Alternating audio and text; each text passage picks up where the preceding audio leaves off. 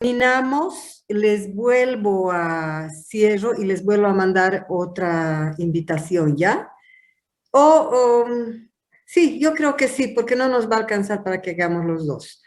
Vamos a ver este tema de hipotiroidismo congénito, que es muy, muy importante en pediatría. Esta situación ustedes lo van a ver en cualquier lugar, queridos, donde estén en el Brasil, en Bolivia, en el Perú, donde sea que estén. Más rara vez será en lugares que son de la costa, digamos. En general no tienen esas personas. Entonces, vamos a ver que este es un cuadro que se transmite durante el embarazo. Por eso se habla, el niño nace ya con esta condición de hipotiroidismo congénito. Y sabemos que es una enfermedad congénita endocrina, la más frecuente en pediatría, la más frecuente. De las enfermedades endocrinológicas en pediatría, esta es la más importante y se debe a una falta de la hormona tiroidea. ¿Ya?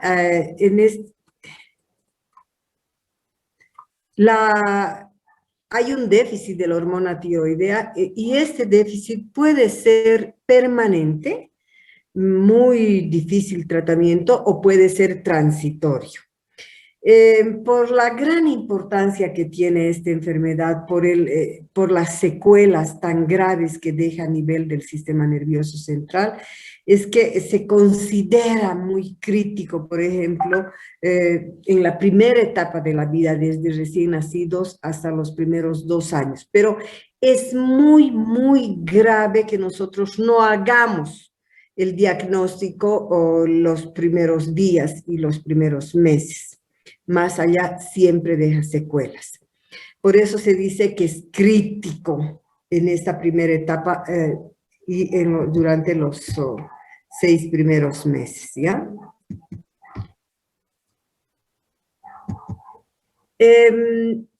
Al ver el hipotiroidismo y las alteraciones a nivel del sistema nervioso central, podemos ver que la falta de hormona tiroidea produce un retardo en la mielinización. Estamos viendo por qué se producen alteraciones a nivel del sistema nervioso central. Retardo en la arborización dendrítica. Ustedes saben que las neuronas en la parte cefálica tienen una serie de arborizaciones dendríticas que se unen luego con otras y hacen sinapsis y se hacen vías, ¿verdad? Vías comunicacionales para todo el proceso, digamos, del conocimiento, de la maduración del encefálica, etc. Hay un retraso en la formación de sinapsis y disminución de la vascularización. Entonces, todo esto conlleva a que exista un problema muy serio a nivel del sistema nervioso central.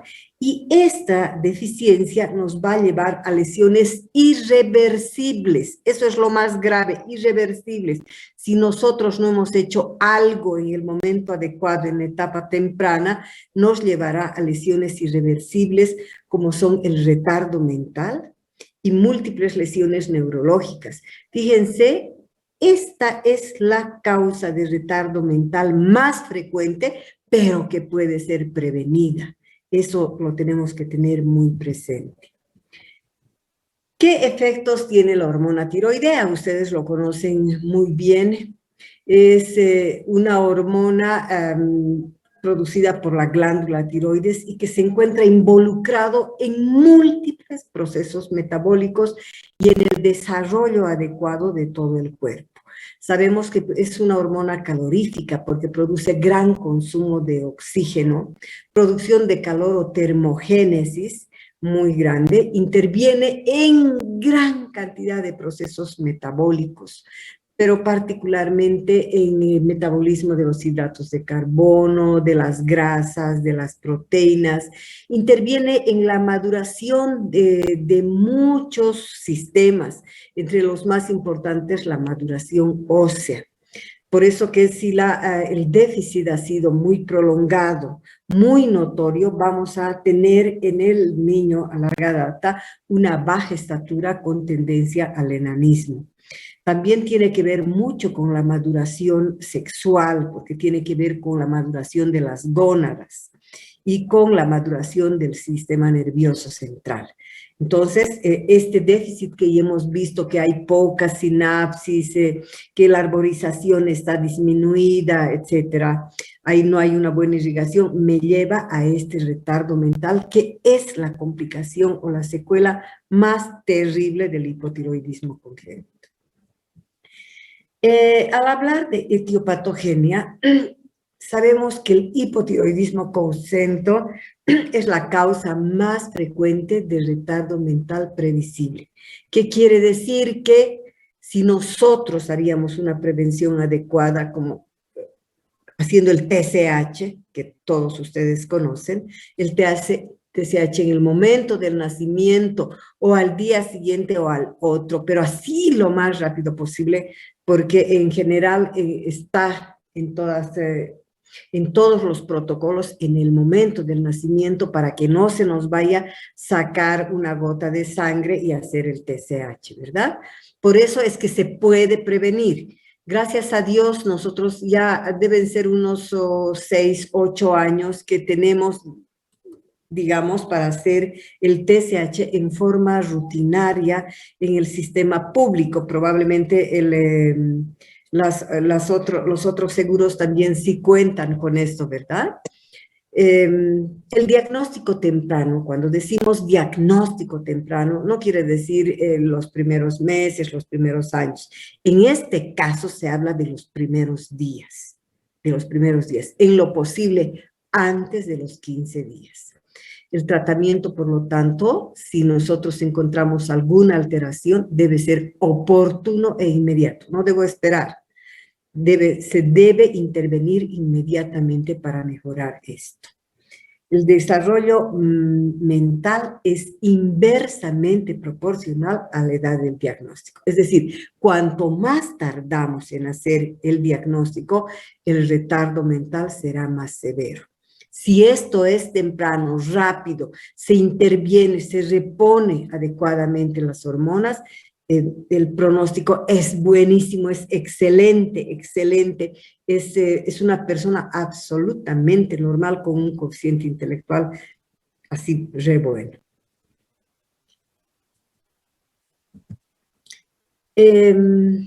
Se sabe que el 95% de la causa se encuentra en una falla en la misma glándula tiroides. Y cuando la falla está en la glándula tiroides, se habla de un hipotiroidismo primario, ¿ya? Y menos de un 5% son defectos que están más arriba de la glándula tiroides, es decir, están a nivel del hipotálamo, a nivel de la hipófisis, ¿verdad? Y ahí hablamos de un hipotiroidismo secundario. ¿Cuál es la relación del coeficiente intelectual e inicio del tratamiento?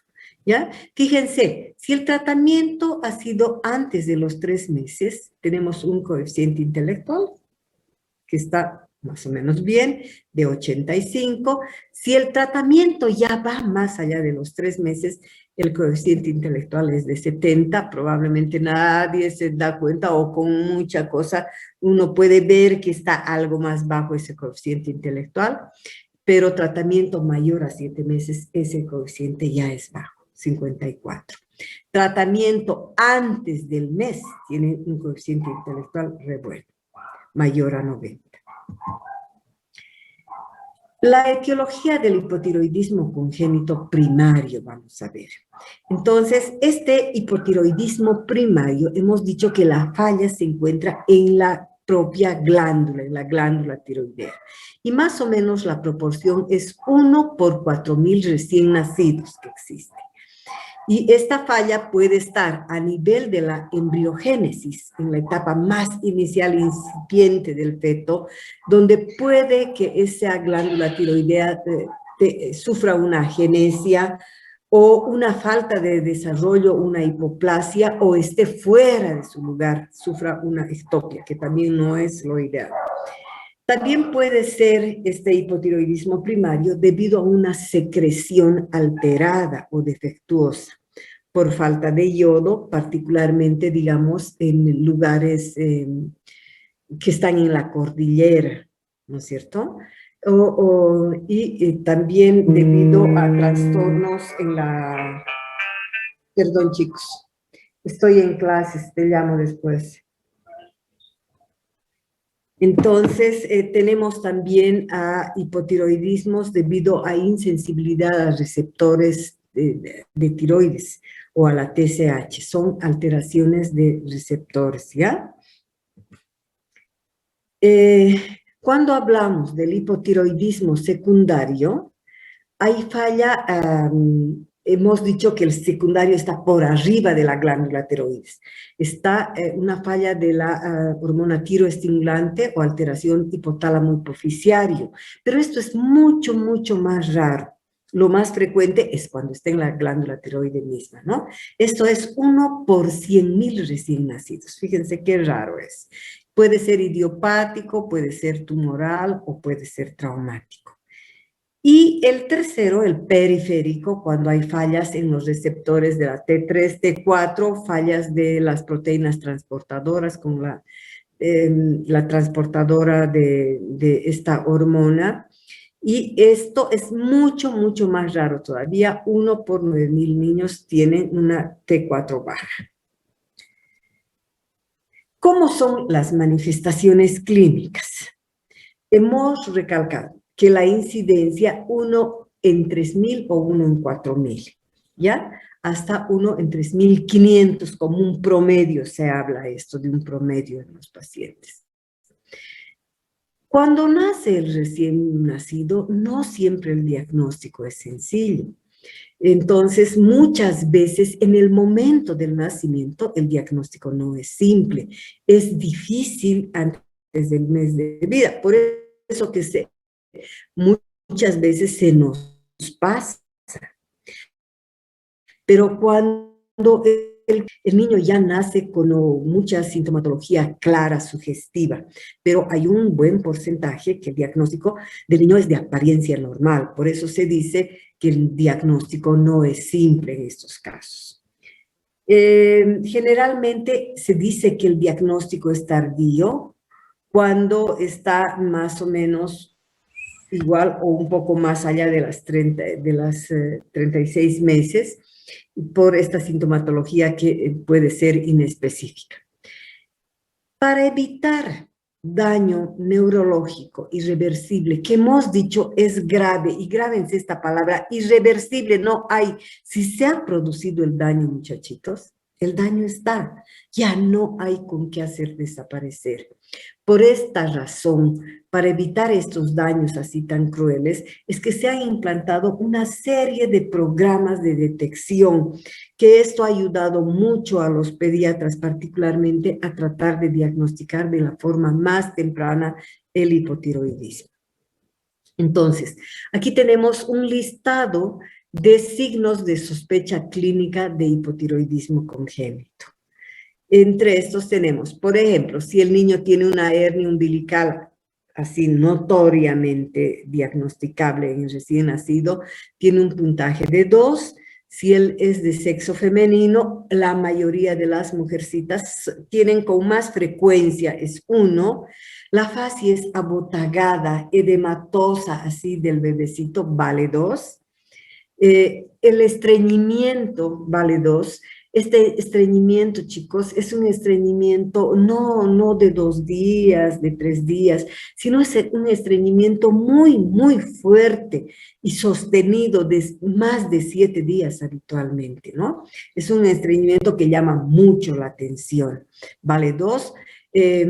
Estos niños tienen una gran tendencia a la hipotermia, por eso es enfriamiento, que es 1. La macroglosia a veces es lo único que nos hace sospechar, porque el resto vemos bien. Sin embargo, ese niño tiene la tendencia a tener la lengua por fuera de la cavidad oral. Esa macroglosia por laxitud de la musculatura de la lengua. No es porque la lengua es grande, sino porque tiene el tejido laxo y tiende a salirse. Hipotonía muscular por la misma razón, una ictericia prolongada. Ustedes saben que una ictericia fisiológica empieza al tercer, cuarto día, está en el acné tipo 7, 8, 9, 10 y luego baja. Habitualmente la mayoría de los casos desaparecen a las 2 semanas, pero durante la primera semana, 5 o 7 días son muy notorios. Aquí vemos ictericias que pasan más del mes, ¿ya? Aunque esto es un signo muy importante, sin embargo, está puntuada como 1. Piel seca áspera, 1. Fontanela posterior, 1. Fíjense que la fontanela posterior, si ustedes palpan a cualquier recién nacido que tengan pariente, bebecito que tengan en su mano, palpen las fontanelas. En el momento del nacimiento, la mayoría de los bebés en condiciones normales solo mantienen la glabela, la fontanela anterior abierta. La mayoría prácticamente tienen la fontanela posterior que está entre los dos huesos parietales y el occipital. Esa la tienen en condiciones normales cerradas, pero si encuentran esta fontanela abierta, la posterior, la occipital, o peor, estas laterales, esa me debe hacer sospechar que pueda tratarse de un hipotiroidismo. Una gestación prolongada, más allá de las 40 semanas, 41, 42 y a veces mal, y tienen que sacar al bebé porque ya está posmaduro, o un peso mayor a 35 vale 1. Pero les cuento que este peso, en relación al peso, queridos, últimamente la mayoría de los bebés están con ese peso, porque las madres se engordan durante el embarazo, una barbaridad por el tipo de alimentación, por la comida chatarra. Van a ver ustedes, la mayoría están por encima de los 3.5, están siendo niños de 4 kilos, 4 kilos 500, con madres de así, gordas.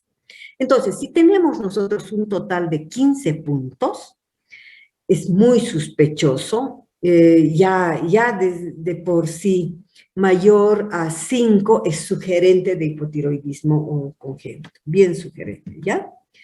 Otros elementos de sospecha clínica de hipotiroidismo congénito es un embarazo mayor a 40 semanas, poca movilidad fetal. Las madres dicen, ha sido de bueno, mi hijo no se ha movido, así bien quietito. El tratamiento materno con antitiroideos durante el embarazo me debe hacer sospechar, si tengo yo ese antecedente, particularmente del propiltiuracilo o de consumo de Lugol, de yodo, ¿ya? Residencia en lugares de las serranías, por ejemplo, o en países mediterráneos. Por eso Bolivia, al ser mediterráneo, particularmente, en el lugar más alejado de la costa, cerca de la sierra, siempre hay mayor tendencia. Antecedentes de enfermedades autoinmunitarias, porque hay lesiones autoinmunitarias a nivel de tiroides que repercuten en la formación de la hormona tiroidea, anticuerpos maternos al receptor del TSH, antecedentes familiares de hipotiroidismo congénito por dishormogénesis, es decir, que están atados a herencia, ¿verdad? Todos estos antecedentes son valiosos para que yo haga el diagnóstico temprano de hipotiroidismo. La clínica, ya lo hemos dicho, la mayor parte de las cosas. Sin embargo, aquí estoy haciendo hincapié en algunas situaciones que debemos tener presente. Es, en general, cuando yo recibo un niño y me fijo, es un niño que tiene, cuando tiene las características típicas, tiene la cara abotagada, está histérico, con histericia prolongada, desde un principio y que puede durar más allá de un mes, tiene fontanelas amplias. Habitualmente, esta fontanela que tiene este diámetro, que puede ir de 8, máximo así en la parte vertical larga, aquí yo puedo encontrar desde esta altura, pero hasta acá, abierto todo esto en los bebés. Las suturas, en vez de ser suturas bien consolidadas, así son suturas laxas, que yo al hacer la palpación de la cabeza puedo notar hendiduras, o sea, darme cuenta que esa sutura no está bien consolidada. Entonces, no solo la fontanela anterior, ya les he dicho la fontanela posterior, fontanelas laterales abiertas, pero altamente sospechoso de que pueda ser un hipotiroidismo. Estreñimiento pertinaz, 3, 4, 5, 7, 10 días, 2 semanas que no hacen. Y eso es bien difícil, porque si el bebé está con lactancia materna, hace incluso los primeros días, hace la famosa diarrea fisiológica del recién nacido. En este caso, hay un estreñimiento pertinaz. Hay llanto ronco, hipoactividad, está hipotónico, hipoactivo, no se mueve. Algunas mamás, las más pobrecitas, estas que son más ignorantes, dicen, es buenito, no llora, no me molesta, me deja hacer todo, no, nada así, es buenísimo. Sin embargo, es un niño hipoactivo, hipotónico y que no se molesta, es lento. Es esa hipoactividad es típica en el hipotiroidismo. Tienen piel áspera, pálida, frialdad típica con tendencia a la verdadera hipotermia. Si nosotros vemos la carita, las fosas nasales anteriores son como chanchitos, así. Hay nariz ancha con estas fosas nasales visibles, el cuello corto, ya les he dicho la cara abotagada, el cuello corto, el abdomen abombado, porque hay una hipotonía muscular, particularmente notoria en los músculos del abdomen y con su ombligo protruido por una hernia umbilical. Hay bradicardia típicamente, acuérdense que el hipertiroideo lleva taquicardia, ¿verdad? Se muere de calor, es nervioso, está inquieto, el hipertiroideo. En cambio, el hipotiroideo, todo lo contrario, absolutamente, es lento, en todo sentido, no solo físicamente, lento también de acá. Hay bradicardia y extremidades más cortas.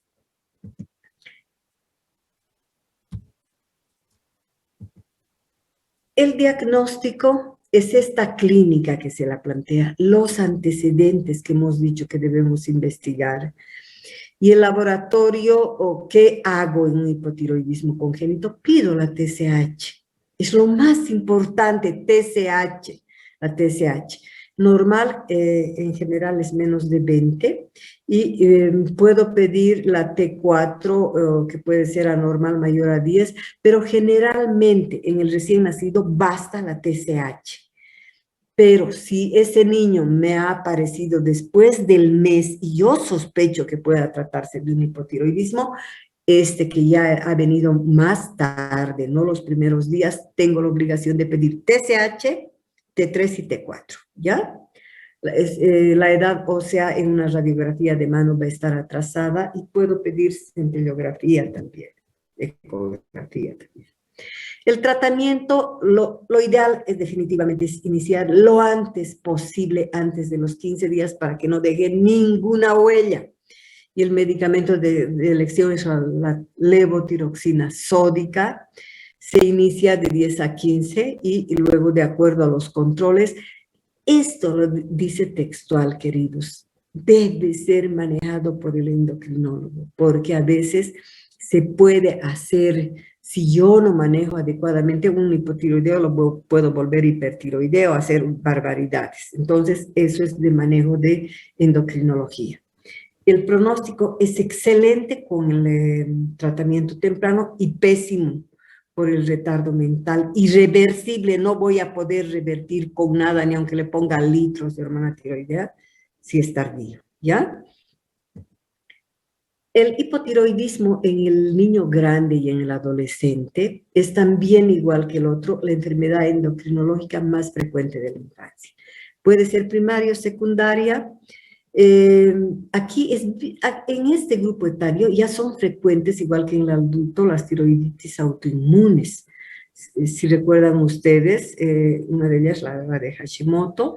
El bocio endémico también es un cierto tipo de hipotiroidismo familiar, donde se presenta particularmente, les decía, en lugares mediterráneos. Por ejemplo, en Bolivia, Tiquipaya era el principal lugar Tiquipaya, Sacaba, se encontraba mucho por Sucre, mucha cantidad de hipotiroidismo congénito, pero Tiquipaya era la flor. Hay retraso del crecimiento en la sintomatología, amenorreas, disminución del rendimiento escolar, incremento desmesurado del peso. Repentinamente, pero si no como, pero el niño va aumentando de peso, ¿no? Y más si es mujer, aumentan de peso. Entonces, cuando hay una sospecha de incremento excesivo de peso en tiempos así cortos y que no come, hay que hacerlo más, hay que investigar. Y en este caso, ahí sí que se hace TSH, T3 y T4, con enteras las hormonas, ¿no? Solo en el recién nacido es TSH. Hay disminución en la maduración sexual, el diagnóstico es la clínica, T3, T4, TSH, la tiroxina es el tratamiento y también el manejo y seguimiento por endocrinología. El bocio endémico ya no se lo ve, chicos. Antes esto era frecuente en todos los países desarrollados, porque ¿qué pasaba? A los lugares rurales pobres, venían desde el altiplano, desde el Salar de Uyuni, caravanas de llamas cargando sal del Salar de Uyuni.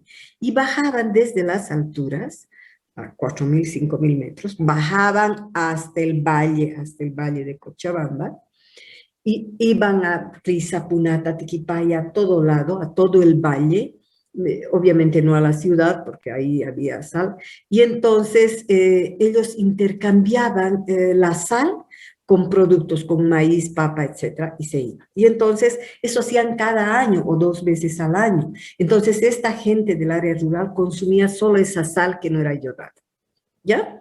Entonces, el bocio endémico se refiere a cualquier aumento de la glándula tiroidea que puede ser difuso modular y es de tipo compensatorio.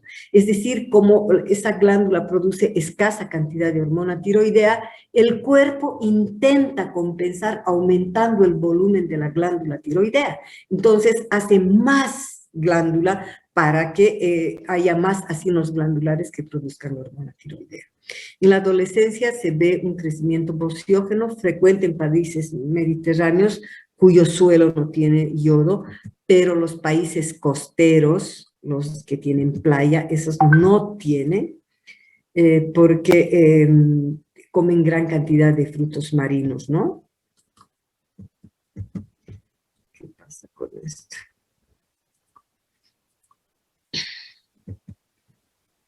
Los grupos de bocio endémicos, según la OMS, el 0A es palpable de tamaño normal, el 0B es claramente palpable pero no visible, el grado 1 es fácilmente palpable y visible en cuello en hiperextensión.